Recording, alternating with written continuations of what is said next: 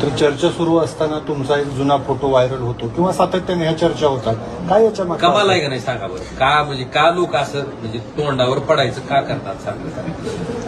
तुम्हीच विचार करा की 2019च्या कोरोनाच्या काळातला मला वाटतं दत्ता बंडकरांचा तो फोटो होता. तर दत्ता बंडकरांनाच ते मॉर्फ केलंय.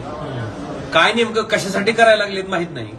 पण एक लक्षात घ्या, सर्वसामान्य जनतेला ओमराजे काय आहे, ओमराजे कुठून पुढे आला, ओमराजेनं काय संघर्ष केला आणि ओमराजे इथपर्यंत कसा आला. ज्या ज्या ग्रस्तानं दत्ता बंडकरांचा फोटो तेवढा मॉर्फ करायचा आणि आमच्या सगळ्यांचे फोटो दाखवायचा हा प्रकार केलाय निंदनीय, निश्चित त्याच्याबद्दल कारवाई होईलच. त्याला कसं सोडायचं? हे असा संभ्रम जर कोण जाणीवपूर्वक पसरू पाहत असेल तर निश्चितपणे त्याच्यावर आमच्या ह्याच्यात जी काही कायदेशीर प्रक्रिया अवलंबणं गरजेचं ते निश्चित आम्ही अवलंबू. दादा, पण तुम्हाला ऑफर वगैरे आली का?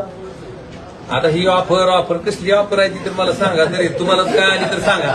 सारखं ऑफर तर विचारता कसली ऑफर आहे एक लक्षात घ्या. हो का, आता त्या गोष्टीवर चर्चा करत बसण्यापेक्षा आपण आपल्या आपल्या पद्धतीनं काम करणं गरजेचं आहे आणि आम्ही करतोय.